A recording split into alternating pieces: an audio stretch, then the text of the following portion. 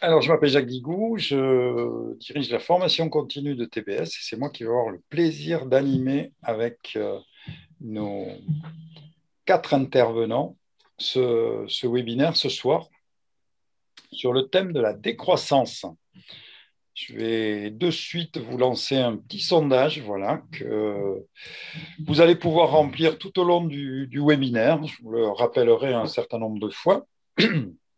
Et on va sans tarder présenter les quatre participants qui sont là ce soir avec un petit commentaire, c'est que traditionnellement, on n'a pas de mal à trouver des participants. Traditionnellement, on a des entreprises, on a des... Et là, il a vraiment fallu qu'on se creuse la tête pour trouver des participants avec des bons profils qui parlent effectivement de décroissance. Donc, c'est déjà significatif par rapport à ce sujet dont on entend paradoxalement beaucoup parler, mais qui en fait, quand on veut le prendre sur le sens précis du terme et avec des exemples, est bien plus difficile à cerner. Petite présentation, on va commencer par Pierre Besse. Pierre, Oui, si tu veux bien te présenter. bonjour. Moi, je suis maraîcher depuis 30 ans maintenant. Bon, je suis en fin de carrière. J'ai passé mon diplôme d'ingénieur agro il y a 40 ans de ça. J'ai tourné un peu en rond en cherchant ma voie pendant une dizaine d'années. Et puis, j'ai démarré comme agriculteur, en fait, faute de pouvoir trouver autre chose dans le domaine qui m'intéressait, qui était l'agriculture écologique, c'est-à-dire l'agriculture bio, additionner des principes du non-travail de sol et d'une ambition un peu globale, précisément dans ce qu'on n'appelait pas encore la décroissance, mais qui l'était déjà pour moi, quoi. Voilà, donc en fait, au fil du temps, sur une vingtaine d'années, j'ai fini par trouver une espèce d'équilibre modeste mais satisfaisant pour moi, en tout cas, au point de vue à la fois économique et technique dans ma façon de travailler, qui a consisté à réduire la surface travaillée jusqu'à 2 mm² par poste de travail, ce qui est tout petit, mais qui pour moi est la condition de pouvoir travailler à la main, sans machine, quasiment sans aucun intrant, et à produire raisonnablement en quantité et certainement aussi en qualité, et à trouver à partir de ce travail une forme de, disons, d'inclusion sociale enfin, très riche, je peux dire. Euh, voilà, sur une base économique minuscule, mais très autonome et très stable. Sachant que tu nous dis là que tu es sur 2000 mètres carrés par poste de travail, tu es Oui, parti de combien pour arriver à 2000? au départ, sur ma première, enfin, j'en suis à ma deuxième exploitation, en fait, la dernière sans doute. La première, ça a duré 8 ans. On m'avait prêté 2 hectares de terre et sans savoir comment démarrer, j'ai cru devoir mettre ces 2 hectares en culture et c'était simplement 10 fois trop. Et donc, ça m'a coûté énormément pour pouvoir gérer, énormément en travail perdu, en fait, pour m'occuper de tout ça. Et puis, progressivement, je suis descendu à 5000 mètres carrés, donc 4 fois moins, c'était encore 2 fois et demi trop. Et bon, j'ai fini au fil du temps par arriver à cette maille qu'on voit maintenant adoptée par pas mal de nouveaux installés qui démarrent d'emblée sur des schémas de ce genre et qui s'en sortent très très vite. En 3 à 5 ans, ils ont de meilleurs résultats que moi, même au niveau technique et économique. Mais voilà, enfin, tout ça sur une petite propriété de 4 hectares qu'on partage avec ma femme. Et donc, on travaille en ménage, ma femme et moi, 4000 mètres carrés de jardin pour 2 postes de travail, quoi. 2 postes de travail raisonnables, c'est-à-dire à 1500 heures par an à peu près, pas plus, ce qui n'est pas le cas de tous les maraîchers. Merci. Voilà, donc là, c'est un vrai exemple des croissances. On part de 2 hectares et on arrive à 2000 mètres carrés. On va voir le détail au fur et à mesure des discussions que l'on va avoir et des questions que l'on pourra poser à Pierre. Ensuite, Timothée. Timothée Paric, alors, est une personne qui a creusé le sujet de la décroissance. À toi, Timothée. Exactement, Timothée Paric, bonjour à tous. Donc moi je suis chercheur en économie spécialisé sur l'économie écologique. Je viens de terminer un doctorat au Stockholm Resilience Center à l'université de Stockholm en co-tutelle avec l'université de Clermont-Ferrand. Et donc mon doctorat qui était en macroéconomie théorique était sur cette grande question de la décroissance et comment l'organiser. À la fois essayer d'imaginer le fonctionnement d'une économie de décroissance et aussi essayer de penser la transition et les politiques qui permettraient d'y arriver. Et donc voilà, ça c'était mes sujets de recherche dans la thèse qui s'appelle l'économie politique de la décroissance, qui est disponible en ligne en anglais, malheureusement pour vous. Et puis voilà, maintenant, je continue mes recherches toujours sur les sujets de la décroissance et la post-croissance, où je travaille sur le financement du budget public en contexte de croissance faible et sur tous les systèmes de santé, et aussi sur l'innovation et le progrès technologique, aussi dans des contextes de croissance faible, décroissance ou même post-croissance. Alors, on fera travailler Timothée juste après pour nous aider à éclairer quelques définitions. Et tu disais que ta thèse est en anglais, mais il y a un bouquin qui se prépare en français. Exactement, je suis en train de finir un livre pour Flammarion qui résume les idées de la thèse qui sortira normalement en septembre si j'arrive à l'écrire avant l'été. Bien sûr, tu seras confiné, donc tu vas avoir du temps. Euh, Patrick, c'est le monsieur avec l'iceberg qui est en train de fondre derrière lui. C'est pour travailler sur la persistance rétinienne. Euh, donc, je m'appelle Patrick Marie-Jules, je suis designer. Je travaille plus particulièrement sur la conception de services et de produits qui visent à réduire les impacts du changement climatique et des changements climatiques et des bouleversements à venir. Et entre autres sujets, il y en a un sur lequel je travaille plus particulièrement en ce moment, qui est la résilience alimentaire des territoires, sous-entendu comment on mangera demain à l'échelle d'un territoire en intégrant potentiellement différents bouleversements et en intégrant dans l'équation un certain nombre de choses comme la comptabilité carbone de l'assiette, la limitation au maximum des externalités négatives, donc à la fois dans le champ, mais sur tout le chemin jusqu'à l'assiette. Et en optimisant malgré tout les apports en calories, en nutriments, en vitamines. Donc ça, c'est pour la partie un peu qu'on sait faire rentrer dans un joli tableur Excel, alors avec quand même beaucoup de difficultés, mais on y arrive au forceps.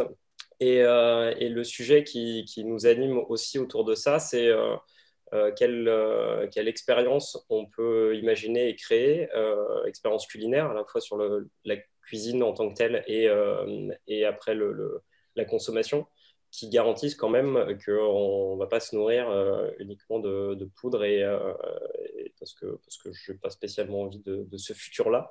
Et qui est quand même du plaisir autour de ça sur différents moments. Et avec aussi un dernier point qui nous intéresse beaucoup, c'est l'analyse systémique. En fait, donc c'est comment on prend le système nutrition dans son ensemble et comment on essaye de faire en sorte que les acteurs qui produisent le plus de valeur soient le mieux rémunérés possible. Donc, dit autrement, ça veut dire comment on fait en sorte que les agriculteurs, les maraîchers et les éleveurs potentiellement gagnent mieux leur vie en réduisant les cycles et en travaillant sur une vision systémique qui fasse perdre le moins d'argent possible à chaque étape. Et en parallèle de ça, j'enseigne le design et le design systémique dans différents établissements, donc HEC, le CRI et d'autres pour ne pas les citer. Merci Patrick. Alors, dans la besace de Patrick, il y a aussi quelques expériences dont on parlera et l'utilisation de plateformes digitales et de data. C'est paradoxal parce qu'on ne s'attend pas forcément à ça quand on parle de décroissance, mais c'est un point que l'on verra dans le cours de la présentation. Et notre larron habituel, Jean-François Simonin, qui est celui qui nous aide à avoir un regard un peu décalé parfois, mais instructif sur les choses. Jean-François? Bonsoir. Voilà, moi je ne fais pas partie des invités premiers et prioritaires, mais je suis un invité secondaire. Jacques m'invite à tous ces webinaires pour poser quelques questions. Je suis consultant en stratégie et philosophe, et en tant que philosophe, je m'intéresse beaucoup à ce sujet et j'ai lu un petit peu je pense, tout ce qu'on appelle les décroissance. Mais en tant que consultant, je n'ai jamais entendu une seule fois parler de décroissance dans aucun des 200, 300 comités exécutifs auxquels j'ai pu assister jusqu'à présent. Voilà. Voilà, ce qui corrobore ce qu'on disait tout à l'heure avec la difficulté que l'on a pu avoir à trouver des gens qui sont effectivement dans le secteur de la décroissance, hein, soit des entreprises, soit même des chercheurs, parce que les chercheurs en économie dans nos établissements, que ce soit macro, microéconomie, sont plutôt sur la croissance. Timothée, on va partir avec toi. Combien il y a de collègues qui ont passé une thèse sur la décroissance? Tiens. En français, pas beaucoup. On peut les compter sur les doigts d'une main, d'ailleurs. En anglais, il commence à en avoir plusieurs. Et alors là, si on va vraiment aller chercher les thèses de doctorat sur la décroissance en économie, et ben là, je crois que je suis le premier. J'espère qu'il y en aura d'autres. Mais pour l'instant, on n'est pas beaucoup. Eh bien, on va profiter du fait que tu sois là. Bon, il y a quelques termes là qu'il est bon de préciser, je pense, en premier. Décroissance, évidemment, croissance, post-croissance, développement, les indices, le découplage, le progrès. Je te laisse y aller et puis on complétera après avec des commentaires d'autres intervenants. Et toujours Jean-François qui nous pose ses questions quand il le souhaite. Bah, très bien, bah, je vais commencer par la croissance économique. Croissance économique, bien sûr, c'est l'augmentation du produit intérieur brut, cet indicateur statistique qui vient mesurer en fait le volume des transactions monétaires dans une économie. Alors ça, c'est ce que le PIB mesure. Donc quand on parle de croissance, c'est l'augmentation de cet agrégat du PIB. Mais pour entrer un petit peu plus dans les détails, quand on a un phénomène de croissance économique, macroéconomiquement, c'est soit parce qu'on a une accélération des transactions monétaires qui existent. Voilà, bon, les gens achètent plus de choses, on a plus de salaires. On peut voir que vu qu'il y a plus de transactions, bah, au niveau du PIB, ça augmente. Mais ça peut aussi être la création de nouvelles transactions monétaires qui n'existaient pas. Alors en économie, on appelle ça la marchandisation. Donc par exemple, avant l'invention d'Airbnb, bah, voilà, votre appartement, le week-end, vous ne le louiez à personne, il n'y avait pas de transaction monétaire. On invente Airbnb, on crée des nouvelles relations monétaires et ça va venir en gros rajouter un bloc à l'économie. Et ce bloc, quand on regarde le PIB, eh ben, ça l'augmente. Donc ça, c'est ça grosso modo la croissance. C'est soit de l'expansion économique, soit de l'accélération économique, on dit en macroéconomie. Donc ensuite, pour passer à la décroissance, ou même avant ça, vous savez quoi, je vais définir plutôt la croissance verte. Donc la croissance verte, c'est cette idée qu'on pourrait augmenter le PIB mais sans augmenter les impacts environnementaux. C'est pour ça qu'on utilise le terme technique de découplage, parce qu'une croissance verte, c'est une croissance du PIB qui est découplée des pressions environnementales. Quand on parle de pressions environnementales, c'est l'utilisation des ressources et voilà, la génération de pollution. Donc, on va dire que ça, c'est la croissance verte, une croissance, on pourrait dire, sans conséquences environnementales. Et la décroissance, alors là, je suis allé vous chercher une définition. Je vais vous la lire et ensuite l'expliquer. Alors, la décroissance, ça serait une réduction planifiée de l'utilisation d'énergie et de ressources dans les pays riches afin de rétablir l'équilibre entre l'économie et le monde vivant, tout en réduisant les inégalités et en améliorant l'accès des populations aux ressources dont elles ont besoin pour vivre longtemps en bonne santé et s'épanouir. Donc ici, on peut voir que la décroissance, c'est un terme un petit peu plus enveloppé, un peu comme le terme de développement durable, des choses comme ça, où il y a plusieurs couches. La première couche, bien sûr, c'est cette idée de réduire la taille de l'économie. Alors bien sûr, ça, c'est les deux choix. Si on a un problème d'insoutenabilité écologique, on peut se dire soit bah, on continue comme on fait aujourd'hui, c'est-à-dire de la croissance économique, mais on essaye de la découpler. Comme ça fait de la croissance verte.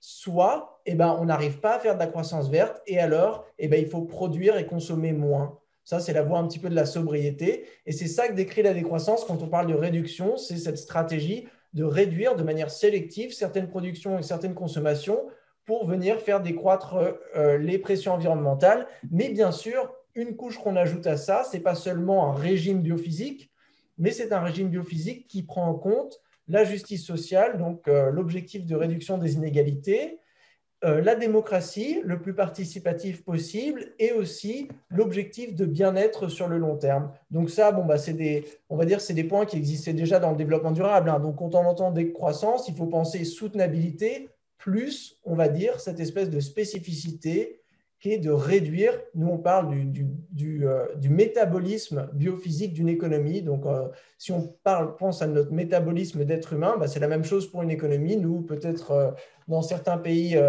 urbanisés et industrialisés, on a des économies qui sont obèses de manière écologique, qui utilisent beaucoup de ressources et qui créent beaucoup de pollution.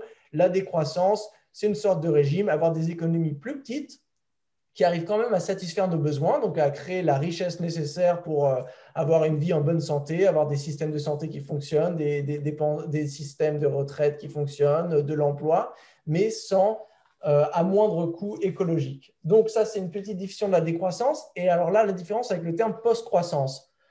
La plupart du temps, les termes sont liés. Moi, la façon dont je l'utilise dans mon travail, c'est qu'aujourd'hui, on habite une économie de croissance. C'est comme ça qu'on l'a décrit parce que la croissance est l'un des objectifs des politiques économiques et c'est aussi un phénomène que l'on observe empiriquement. La France est une économie qui, depuis des décennies, grossit, elle croît.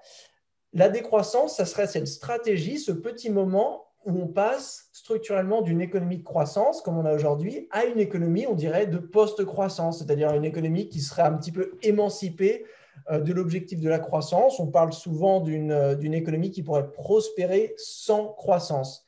Et là, on voit bien que c'est un petit peu l'objectif premier de la décroissance, et on aura l'occasion d'en parler, c'est comment est-ce qu'on va pouvoir satisfaire nos besoins sans avoir cet impératif d'accroissement, cet impératif d'accélération, cet impératif d'expansion qui, on le voit, si on n'arrive pas à découpler, a des conséquences environnementales. Est-ce que j'ai défini tout ce qu'il fallait définir, Jacques? Ah, il faut que tu actives ton micro. Je pense que oui, dans un premier temps. S'il vous manque quelques mots, n'hésitez pas à les mettre dans la conversation. Je vais reprendre, tu as parlé de biophysique, de métabolisme, ça doit parler à Pierre, qui a fait des études d'agro au départ, et puis qui, effectivement, quand on parle biologie, ton éclairage sous ce volet-là.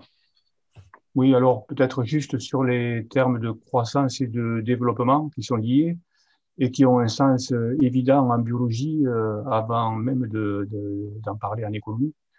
Pour moi, la croissance et le développement en biologie, ça s'observe ou s'analyse au niveau de l'individu ou au niveau des populations. Au niveau de l'individu, croître, c'est croître, mais c'est évident que c'est bien de croître, hein, mais il faut s'arrêter. Il faut s'arrêter à temps et il y a normalement dans l'organisation de l'individu tout ce qu'il faut de régulation et d'impératif pour calmer le jeu quand c'est le moment. Et donc, quand on a atteint son stade optimal, eh bien, on s'arrête de croître.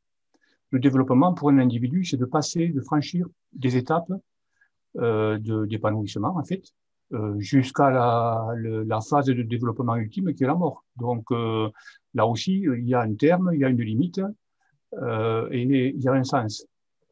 La croissance et le développement conçus comme des phénomènes permanents, illimités et des valeurs en soi en biologie, au niveau de l'individu, ça n'a aucun sens. Et au niveau des populations, une population qui croît indéfiniment, ça n'a pas de sens non plus. Écologiquement, la population, de toute façon, elle s'arrête et elle fluctue plus ou moins autour d'un équilibre qu'elle établit avec son milieu. Mais croître indéfiniment pour une population, ça n'a pas de sens. Et se développer indéfiniment pour une population, ça n'a pas plus de sens. Voilà, donc pour moi, l'économie reste un objet, finalement, un pseudopode ou une annexe de la biologie, quelque part. En tout cas, elle a un fondement biologique, évident. Et pour moi, ces termes de croissance et de développement, ou même de progrès et d'innovation, des termes qu'on a caressés un peu hier là, en discutant, ça ne peut pas être des valeurs en soi intouchables qui servent de guide à l'économie de façon indéfinie. Tu faisais un distinguo intéressant aussi entre nature et artifice. Oui, alors bon, moi, ma vision de l'économie, elle est ce qu'elle est, hein, elle est artisanale, je peux dire, peut-être, ou non professionnelle par rapport à quelqu'un comme Tim, évidemment, mais pour moi, je crois qu'il s'agit aujourd'hui décroître, qu'on le qualifie comme ça par la décroissance ou autrement, il s'agit de revenir à une sorte de mesure biologique en tant qu'individu et en tant que population, c'est-à-dire que société d'individus.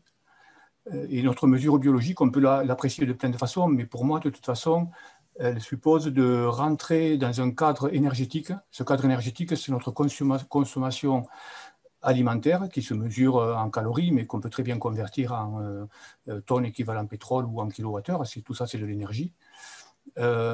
Simplement en observant qu'aujourd'hui, on est astreint, chacun de nous, à une consommation de base d'énergie de plus ou moins 2000 calories par jour. Et que si on fait la somme des énergies de toutes sortes qu'on consomme, le Français moyen, aujourd'hui, il est entre 50 et 100 fois cette quantité d'énergie.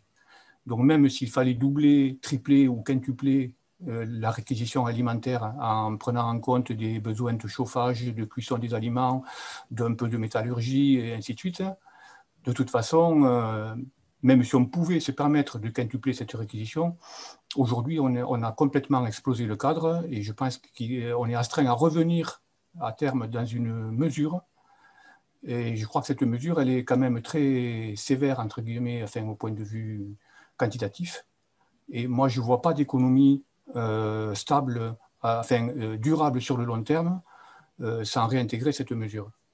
Voilà. Et je parlais d'artifice hier en discutant, en préparant, parce que pour moi, il y a la distinction nature et culture est discutée par les anthropologues et certainement c'est pertinent, hein, cette discussion, cette contestation sur la séparation de la nature et de la culture. Moi, ce n'est pas mon sujet. Mon sujet, c'est plutôt de faire une distinction aussi franche que possible entre nature et artifice et d'essayer finalement de rejeter l'artifice en fait et de fonder notre économie sur des procédures et des objets conformes à la nature. Et pour moi, l'artifice, c'est ce qui consiste à extraire les objets naturels des places et des cycles que la nature leur assigne. Voilà. Merci, ça aussi, on aura l'occasion d'y revenir. Patrick, il y a une comptabilité derrière tout ça, il y a de la mesure, il y a de l'impact, un mot qui n'est pas très joli et qu'il faudrait peut-être expliquer un peu, des externalités négatives. Oui, derrière tout ça, effectivement, il y a... alors, dans la comptabilité classique que certains d'entre vous doivent bien connaître, on n'intègre pas la comptabilité des externalités. Donc c'est sous-entendu, on se fout bien de savoir comment a été extrait tel minerai. On se fiche encore plus de savoir quelles seront les conséquences des typologies d'extraction si on va, imaginons, j'avais fait une conférence il y a peu de temps sur le design systémique et je prenais l'exemple de la petite cuillère, qui est un objet qui est à la fois éminemment simple et éminemment complexe si on analyse tout son cycle. Et si on analyse tout son cycle, on se rend compte qu'on fait plusieurs fois le tour du monde. Parce qu'il a fallu extraire du minerai, il a fallu, qui est parfois issu de pays avec des tensions, il a fallu le transporter, il a fallu le retraiter, il a fallu le distribuer, il a fallu imaginer aussi un marketing adapté pour le rendre désirable. Et donc, dans tout ce cycle, en réalité, le coût de cette petite cuillère est très faible en comparaison de ce que ça engendre comme charge au niveau collectif. Et il y a des expérimentations qui sont en cours, alors de différents ordres.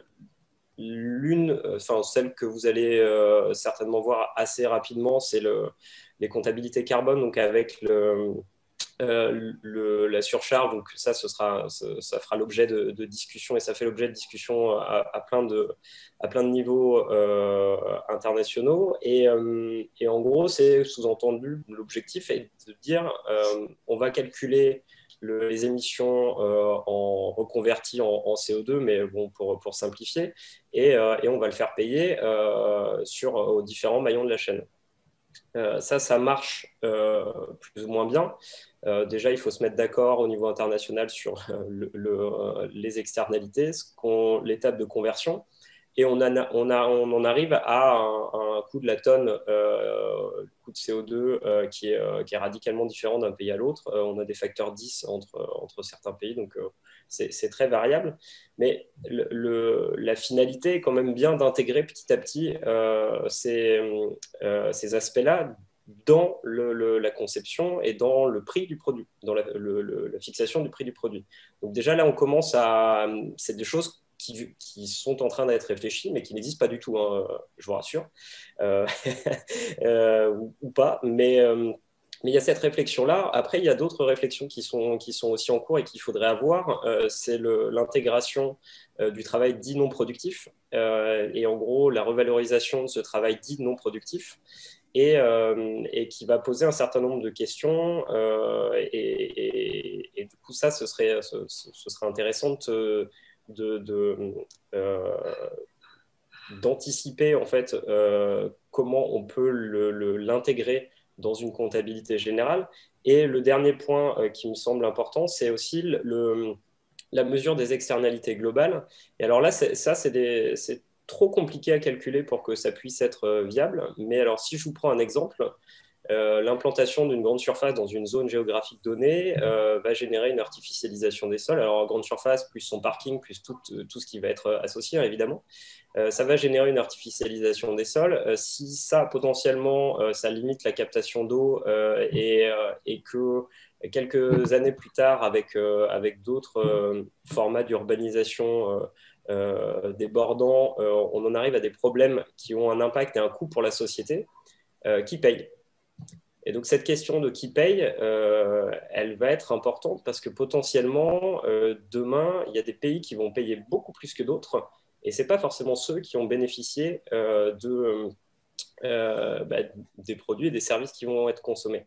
Et je vais prendre juste un exemple pour ça, c'est que la comptabilité aujourd'hui, elle est faite sur le pays, donc potentiellement en France, si demain on commence à calculer les émissions, on va se débrouiller pour faire en sorte que ce soit les pays producteurs qui supportent ces émissions et pour faire en sorte de ne pas les intégrer dans notre comptabilité à nous. Donc sous-entendu, si vous achetez un téléphone, on prendra en compte que ce qui va se passer sur le territoire français et assez peu ce qui va se passer sur toute la chaîne, et toute la chaîne intègre généralement plusieurs dizaines de pays dans votre téléphone. Et ça, en fait, c'est ce à quoi il va falloir s'intéresser.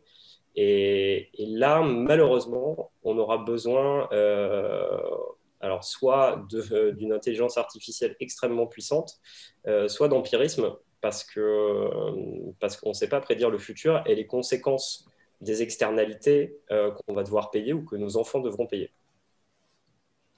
Aujourd'hui, c'est l'impact carbone est valorisé, imposé, revendu entre entreprises. Vous avez une réaction les uns et les autres sur ça?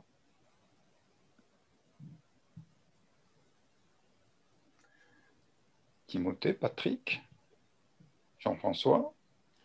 Non, moi je veux bien poser une question par contre, mais elle ne concerne pas Allez, vas-y. le carbone. J'ai envie de dire, on est en 2021 aujourd'hui. Dites-moi si je me trompe, mais nous sommes déjà en décroissance depuis un demi-siècle. Nous sommes en décroissance depuis 1971, depuis que la civilisation occidentale consomme plus d'une planète par an. Depuis ce moment-là, on est en décroissance. On tape dans les stocks. On réduit le potentiel biophysique, le socle sur lequel on peut développer une économie. Donc, quand on parle de croissance, de développement, de métabolisme, de comptabilité générale, est-ce qu'il n'y a pas un faux sens à la base? On est déjà en décroissance. Et il faut peut-être plutôt raisonner comme André Gors ou Murray Bookchin, qui ne se posent plus de la question de savoir croissance ou décroissance, qui disent on est en décroissance, et la question de savoir si on est capable de gérer cette décroissance ou si on va aboutir à une barbarie pour gérer les restes de ce que la biosphère laissera au plus fort. Est-ce que je me trompe? Alors oui, là, il y a une petite erreur de définition parce que là, ce que tu décris comme décroissance, moi, c'est ce que j'appellerais une situation d'insoutenabilité écologique, une exploitation insoutenable, voilà, des écosystèmes, une dégradation de la qualité des ressources ou de leur volume, des choses comme ça. Et là, bien sûr, on est on voit des phénomènes de dégradation environnementale, de détérioration, le dérèglement climatique en étant un bel exemple. Mais moi, quand je parlais de la décroissance, la décroissance, c'est plus un phénomène économique. Donc, encore une fois, là, on revient, ce qui va décroître, c'est la production et la consommation de marchandises. Et on espère qu'à travers cette réduction du volume de marchandises qu'on produit et qu'on consomme, on va arriver à ralentir un petit peu la détérioration que l'économie vient imposer sur la planète. Donc, si on part de cette définition, la décroissance, on ne l'a jamais vraiment connue depuis l'avènement du capitalisme moderne parce qu'on a toujours eu des économies qui étaient en croissance et quand elles n'étaient pas en croissance, on avait ce qu'on appelle en économie des récessions, ce qui n'est pas la même chose que la décroissance, vu qu'une récession, ce n'est pas une réduction planifiée, une récession, c'est un accident économique où la plupart du temps, ça augmente les inégalités, l'économie s'engrippe, ce n'est pas quelque chose vraiment d'organisé. Donc, la décroissance, on ne l'a jamais connue.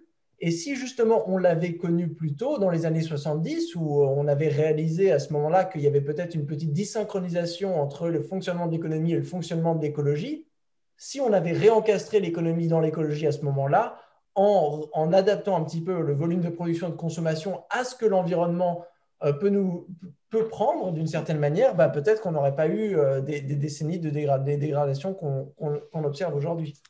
Est-ce que la période Covid, Timothée, nous donne une idée de ce qu'est la décroissance?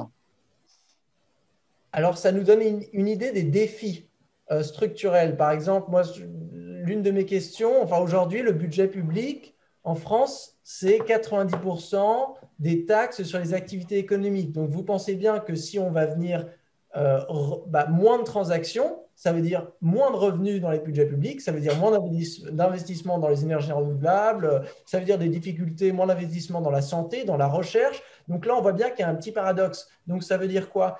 Ça veut dire qu'il va falloir changer la façon qu'on a de financer l'État-providence. De la même manière, là aujourd'hui, on voit que quand l'activité économique se contracte, la plupart du temps, ça crée du chômage. Donc, ça nous donne un autre problème et une question de recherche sur laquelle beaucoup de chercheurs en décroissance à l'international travaillent en ce moment, c'est comment est-ce qu'on fait pour créer de l'emploi sans croissance économique, par exemple à travers ce qu'on a en France, les territoires zéro chômeur de longue durée et aussi la réduction du temps de travail, des choses comme ça et les institutions d'emploi garanties. Donc, on va dire que le Covid, c'est pas, encore une fois, c'est plus un accident, c'est un choc exogène. Ça n'a pas été décidé politiquement de se dire, on va prendre moins la voiture pour le changement climatique et on va essayer de s'organiser différemment. Non, malheureusement, c'est l'économie qui s'arrête et il y a pas mal de gens qui n'arrivent plus à satisfaire leurs besoins, surtout les plus pauvres. Donc, dans ce cas-là, on n'est pas du tout dans un cadre de décroissance parce que les inégalités ne sont pas réduites, le bien-être, on n'en parle même pas. Mais on va dire que ça nous donne un avant-goût du chantier pour passer vers une économie de post-croissance qui pourrait fonctionner, ou j'irais même jusqu'à dire prospérer, sans devoir à chaque fois grossir.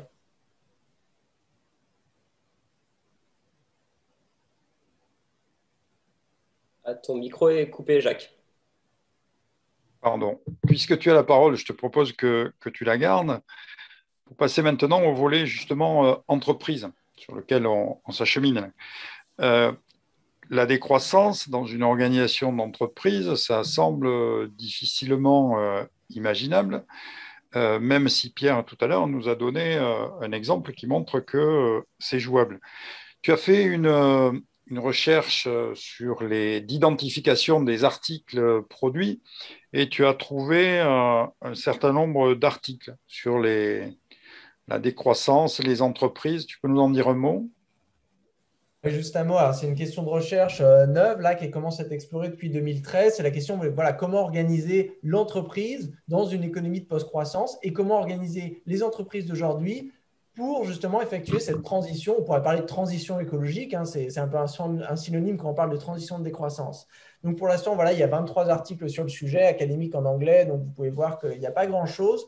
Mais l'idée qui se dégage, c'est vraiment, c'est-à-dire que c'est une structure d'entreprise qui existe déjà, d'une certaine manière. Enfin, en France, on a les sociétés coopératives d'intérêt collectif, les SCIC.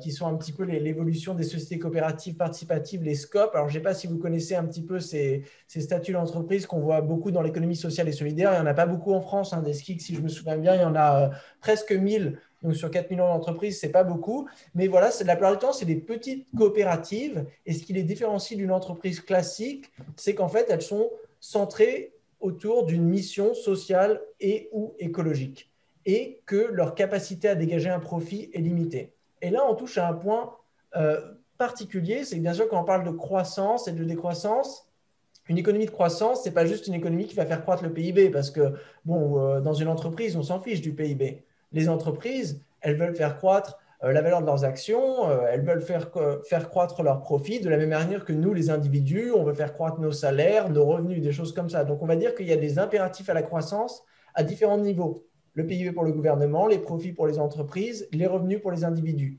Donc, quand on parle de, bien sûr, si on a beaucoup d'entreprises sur un marché compétitif qui vont essayer de tout maximiser leurs profits, ce qu'on remarque empiriquement, c'est que ça crée des dynamismes d'accroissement et ça fait croître l'économie macroéconomiquement.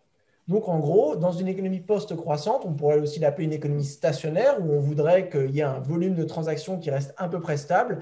Et bien, il faudrait que toutes les économies, toutes les entreprises soient un petit peu près organisées comme des SCIC, comme des sociétés coopératives d'intérêt collectif dans l'économie sociale et solidaire, où en fait, les profits sont limités, sont réinvestis à travers des fondations dans des activités non économiques, où en gros, il n'y a pas… Alors, ce n'est pas une idée de ne pas dégager des profits, c'est plutôt une idée que la motivation de l'entreprise ne soit pas la création d'un profit. Encore une fois, ça reste le cas pour la majorité des petites entreprises, mais on va dire que la décroissance aura un problème à voir des très grandes entreprises, des grands groupes présents en bourse qui créent la majorité de ce dynamisme de croissance. Donc ça, c'est un aspect sur la distribution des profits. Un autre aspect, bien sûr, la décroissance, c'est un concept qui vient de la littérature post-capitaliste, de la littérature écoféministe, de la littérature éco-anarchiste.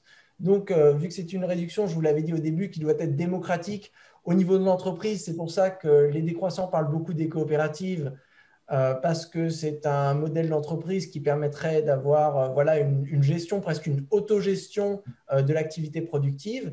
Et ça, bien sûr, si on va avoir une autogestion de l'activité productive, ça demanderait d'avoir des entreprises qui n'ont pas trop d'employés, parce que faire de la démocratie participative dans un groupe où on est 5000, ça va être difficile. Mais encore une fois, ça, ce n'est pas un problème, parce que des groupes où on est 5000 en France, il n'y en a pas plus de 300 sur les 4 millions d'entreprises. Donc, encore une fois, c'est juste essayer d'apprendre à réintroduire, en gros, de créer un espace démocratique au sein de l'entreprise. En macroéconomie, on parle d'économie démocratique.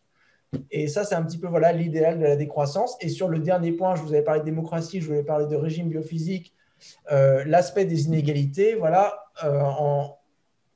En décroissance, bien sûr, il y a l'idée des salaires et de la limitation des salaires. Ça, encore une fois, c'est déjà le cas dans les coopératives en France, dans l'économie sociale et solidaire, où il y a une échelle de salaire qui va, si je me souviens bien, de 1 à 7.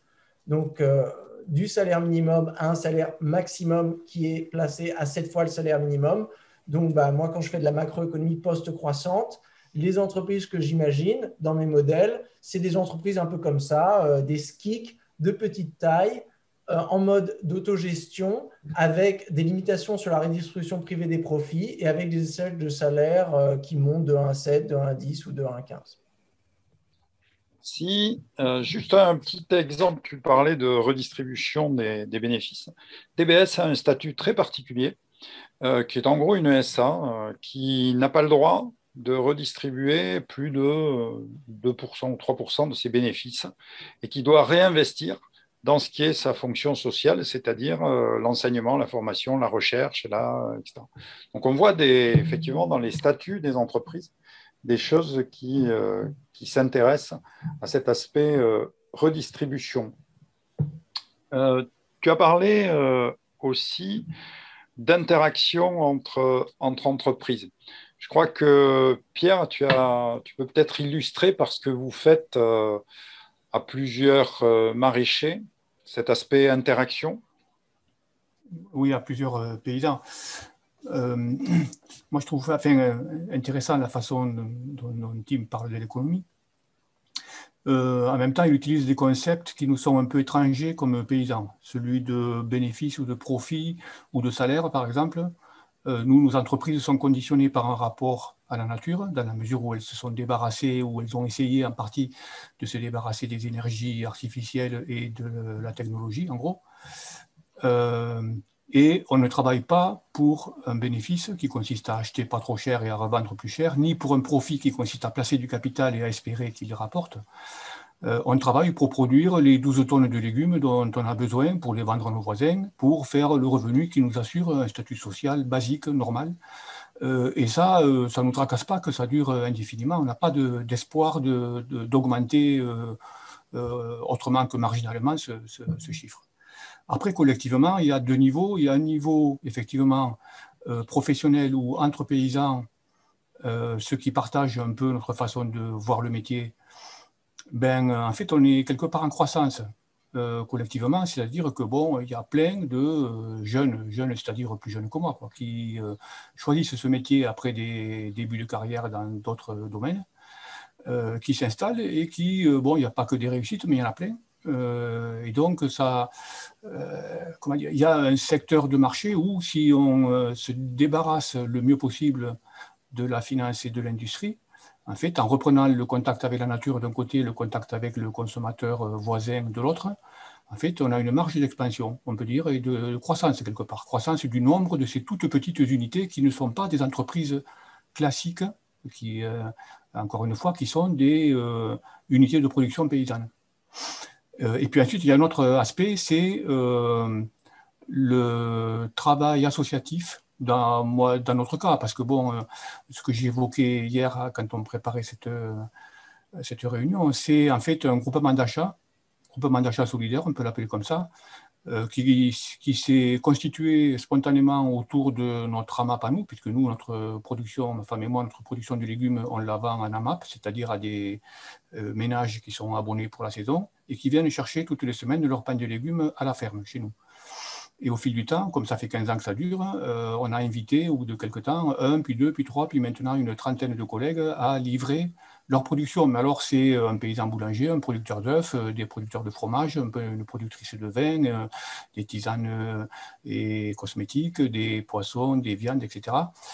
Et simplement, c'est un collectif bénévole, associatif, qui gère les relations et les échanges. Ceci dit, les échanges non, parce que tous les paiements se font directement de chaque consommateur à chaque producteur. Donc, il n'y a pas de fonction commerciale proprement dite, il y a juste une fonction d'organisation et de régulation.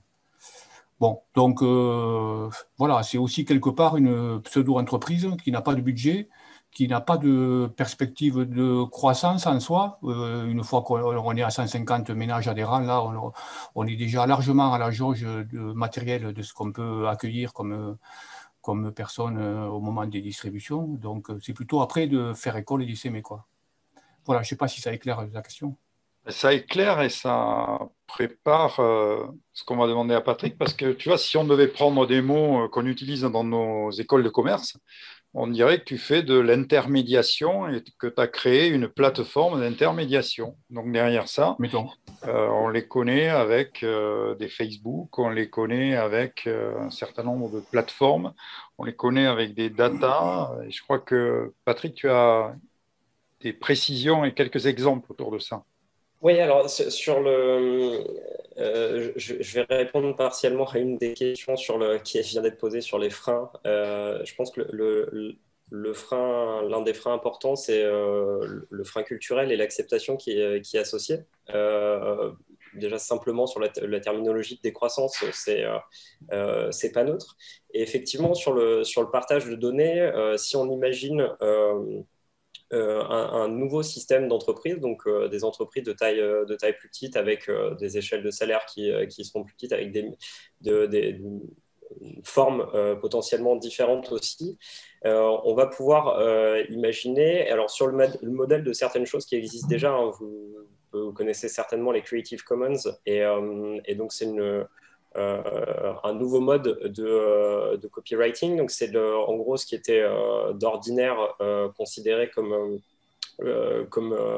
un droit d'auteur ou qui était cédé contre rétribution, là, peut avoir différents statuts. Et donc, demain, on peut imaginer, et ce qui existe déjà dans certains cas, on peut imaginer très facilement qu'une entreprise imaginons dans le milieu agricole, qui réalise avec une technique particulière des rendements plus élevés que la moyenne, partage et met à disposition ces connaissances-là sur une plateforme qui vise à transmettre ces connaissances pour répliquer ces rendements ailleurs. Et ça, en fait, ça pose tout un tas de questions, à la fois sur la captation de données. Mais bon, ça je vais pas m'appesantir là-dessus. Mais ce qui va être intéressant, en fait, c'est sur moi, ce qui m'intéresse, c'est la résilience des systèmes. Et grosso modo, si je devais le résumer, c'est comment on peut capter les données qui vont être les plus intéressantes, les mettre à disposition d'autres structures qui auront dépassé le stade, je vais mettre des guillemets, mais de la simple concurrence. Et qui, du coup, en fait, le partage de ces données profitera à tous. Et alors ça existe. Il y a un certain nombre d'exemples. Et je vais vous donner, je vais vous prendre 3 exemples d'entreprises qui, pour différentes raisons, participeront à une transition vers ce qu'on peut imaginer comme étant une économie plus soutenable. La première que certainement vous connaissez bien, c'est Patagonia, donc, qui fait des vêtements et autres équipements sportifs. Et alors, bon, au-delà du marketing qui est très léché, de tout le positionnement, il y a plein de choses qui sont très intéressantes. Mais moi, ce qui m'intéresse là, c'est la non-brevetabilité de certains tissus qu'ils ont développés, considérant que le fait d'imposer un brevet sur et donc une non-utilisation par les concurrents sur ces matériaux allait freiner la baisse du prix de conception de ces matériaux. Et donc, ils les ont rendus accessibles aux autres, à leurs concurrents, en disant, ben, en fait, on a inventé l'équivalent d'un Gore-Tex +++. Plutôt que ce soit un Gore-Tex tamponné Gore-Tex et avec une redevance à Gore-Tex, eh bien, en fait, on va le mettre à disposition des autres. Et c'est collectivement qu'on va réussir à l'améliorer et à faire baisser le coût unitaire du mètre de tissu. Alors ça, c'est un exemple. Après, sur des nouveaux modèles d'organisation qui sont pas nécessairement décroissants économiquement, mais décroissants sur la taille de fonction support et d'organisation, et ça remodèle aussi, alors vous parliez d'André Gors tout à l'heure, ça remodèle aussi la relation qu'on a au travail. Il y a une entreprise qui s'appelle Burzorg, qui est une fédération, alors le terme de fédération n'est peut-être pas le bon, mais une fédération d'aides-soignantes et d'infirmières qui est issue des Pays-Bas et qui est aujourd'hui auto-organisée. Et l'auto-organisation, alors ce qui est génial, c'est qu'il n'y a plus de contremaître qui vous dit quoi faire et qui vous dit vous devez aller voir madame ou monsieur X à 17h et avec finalement un travail qui est presque minuté pour des actes infirmiers. Là, on laisse les personnes libres de leur temps, libres de s'auto-organiser, libres de choisir leur formation. Et y compris sur le modèle de rétribution, au final, il y a une vraie part de voix, et l'entreprise en tant que telle n'est là que comme facilitatrice et n'est là comme mise en commun des avantages acquis à un maillon ou à un autre du système. Et donc ça, c'est hyper intéressant parce que finalement, quand on va mettre le doigt sur une pratique qui va être très bénéfique, donc typiquement, je fais un traitement infirmier ou bon, je vais prendre cet exemple-là, il pourrait être répliqué à différents endroits et participer à l'amélioration du système et donc à une plus grande rentabilité économique. Et tout ça, en fait, sans ajout de mailles supplémentaires, sans surcoût, et uniquement en laissant les personnes s'organiser et s'auto-organiser. Et le dernier exemple qui est aussi intéressant et qui là change un peu le paradigme c'est aussi lié au droit d'auteur, c'est une entreprise qui s'appelle OpenDesk, qui fabriquent et qui dessinent du mobilier de bureau. Et alors, ce qui est intéressant là, c'est que eux ont considéré que l'outil de production et de fabrication était distribué à peu près partout dans le monde. Donc, il y a du bois globalement à peu près alors pas forcément uniformément réparti, mais il y a du bois à peu près partout dans le monde. Et il y a des endroits où on peut fabriquer sans trop de difficultés des tables et des chaises qu'on appelle des Fab Labs, mais pas que.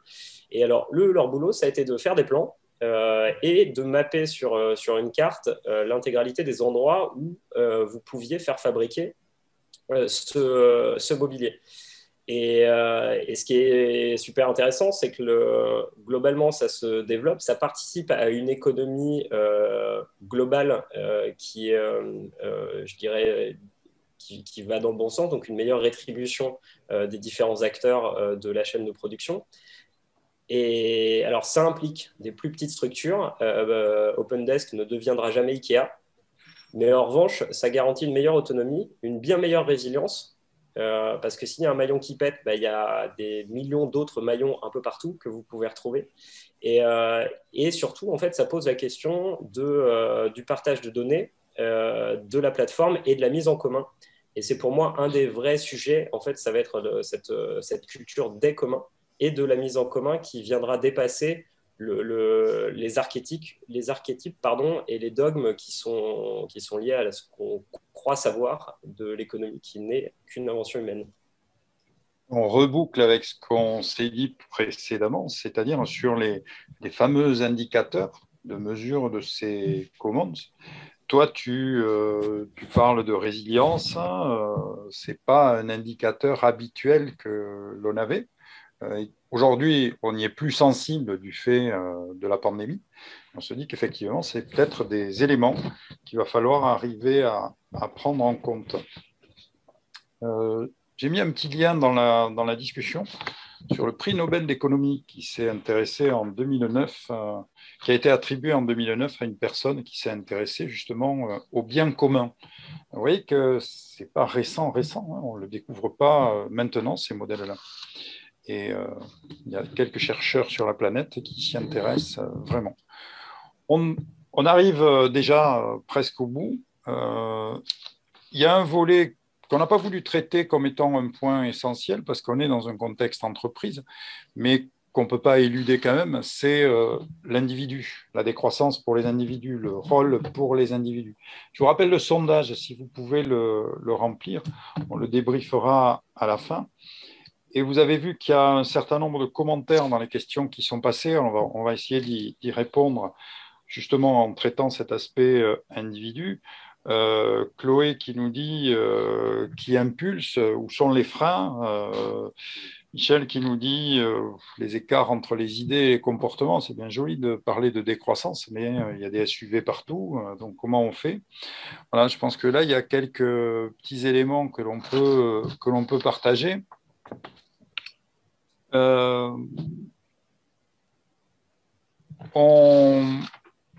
Patrick ou Pierre,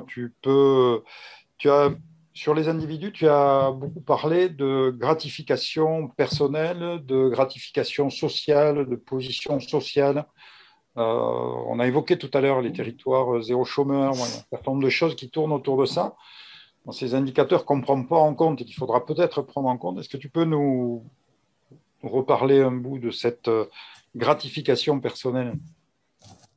C'est à moi que tu poses la question. Oui.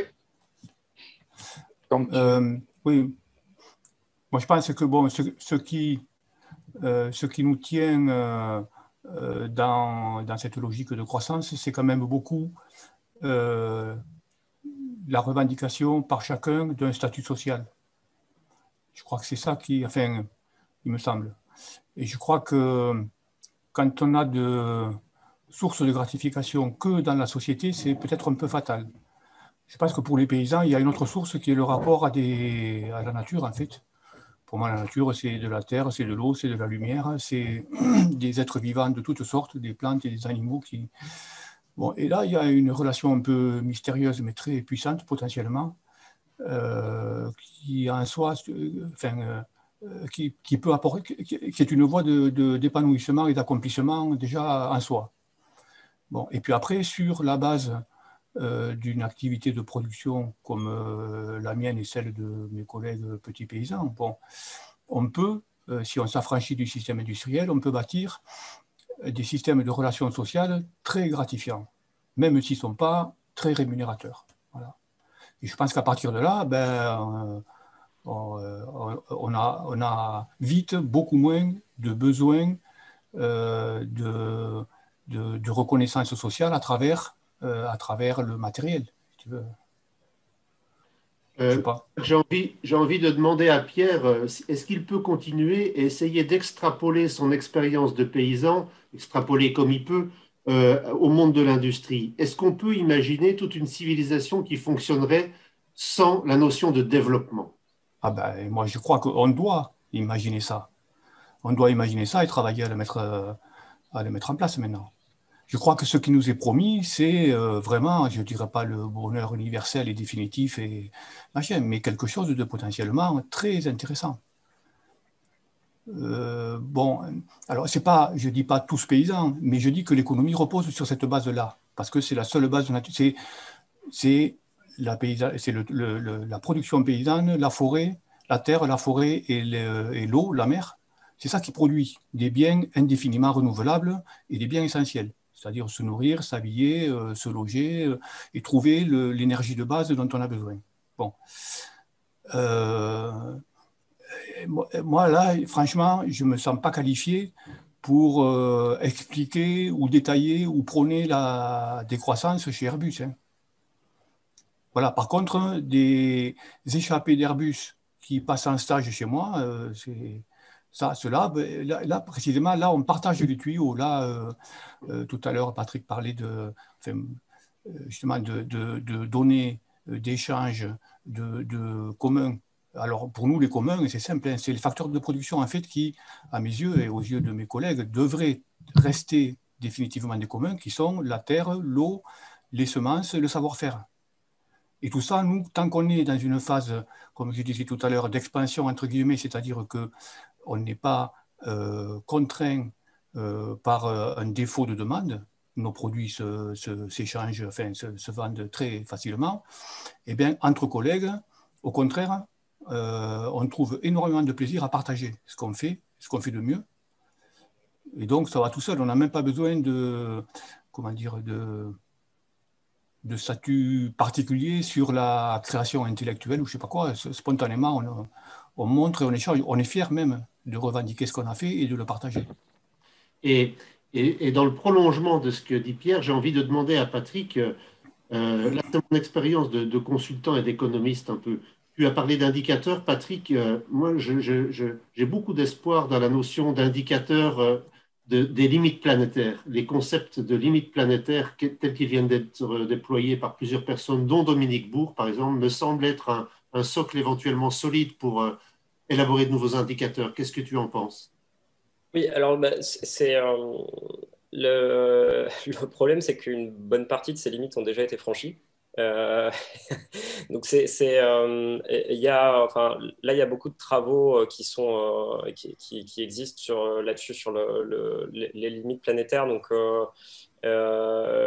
Rockstrom, entre autres, a pas mal bossé là-dessus et donc on voit en fait il a schématisé autour d'une visualisation qui est vraiment très, très accessible les différentes limites et potentielles conséquences que ça peut avoir sur nous. Si on parle de limites, c'est ce qui est généralement consenti, c'est que la croissance ne peut se faire que dans ses limites.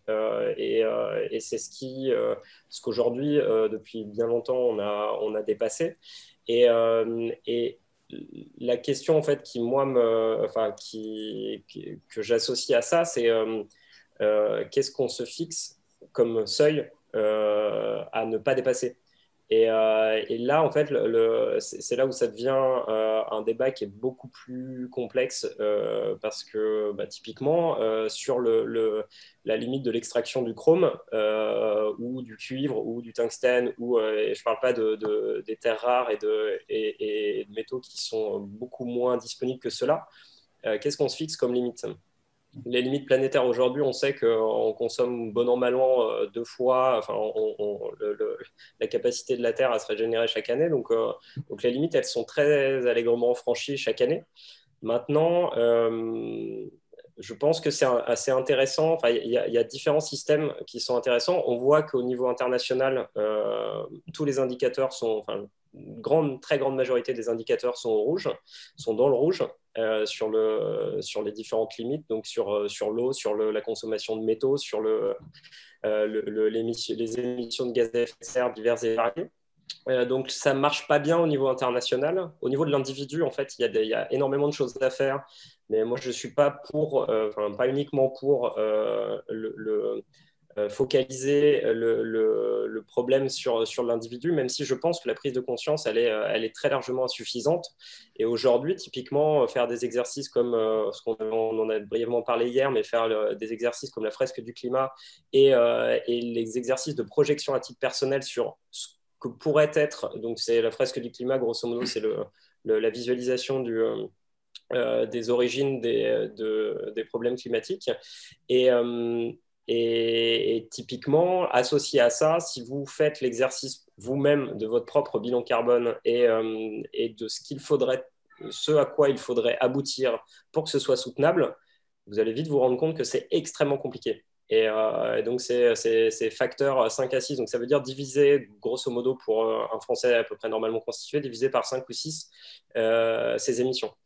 Et en sachant qu'une partie de ces émissions sont liées, associées au service public et à toute la structure France que malheureusement ou heureusement, ça dépend de quel point de vue on se place, on a embarqué avec nous.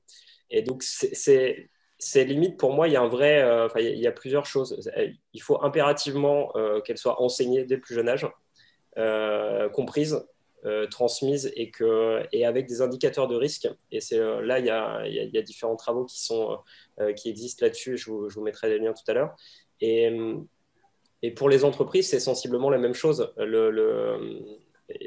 Il faut prendre en compte que à chaque nouveau développement, il faudrait prendre en compte qu'à chaque nouveau développement, à chaque nouvelle conception d'un produit, d'un service ou autre, on ne fait que creuser encore plus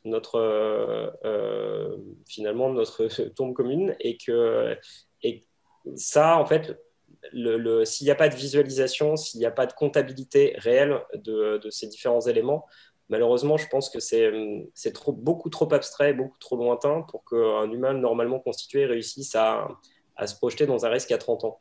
Et j'ai une petite frustration quant à ces limites parce que malheureusement, on en a déjà franchi beaucoup trop. Merci Patrick. Je vais malheureusement rajouter à la frustration que tu as une autre frustration, c'est celle de devoir arrêter parce qu'il est 20h04, on a dépassé, j'en suis vraiment désolé.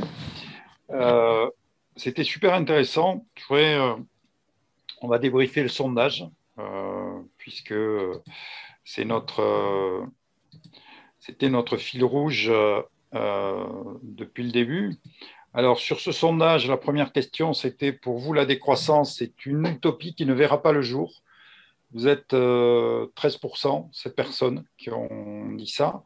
La majorité, c'est une nécessité qui améliorera votre vie globalement. Vous êtes 29 à avoir choisi ça, plus la moitié. Un mal nécessaire, 9 personnes, 17%. Et il y en a 17% qui ne se prononcent pas. À titre personnel, vous êtes favorable à la décroissance complètement sans réserve, 17%, plutôt oui, 48%, mitigé, 24%, non, absolument pas, 6%, et ne se prononce pas, 3%. Attention aux chiffres qu'on donne, c'est biaisé hein, quand même. L'échantillon qu'on a pour remplir ce sondage-là n'est pas forcément très robuste. Le mot décroissance, pour vous, est le bon terme pour caractériser le sujet. 30% oui, 46% non. On a eu d'autres termes qui ont été évoqués, économie post-croissance, économie stationnaire, donc il y a des alternatives effectivement. L'acteur majeur de l'impulsion vers la décroissance, les entreprises pour 13% d'entre vous, les entreprises de distribution pour 6% d'entre vous, l'État et les politiques pour 38% et les citoyens pour 48%.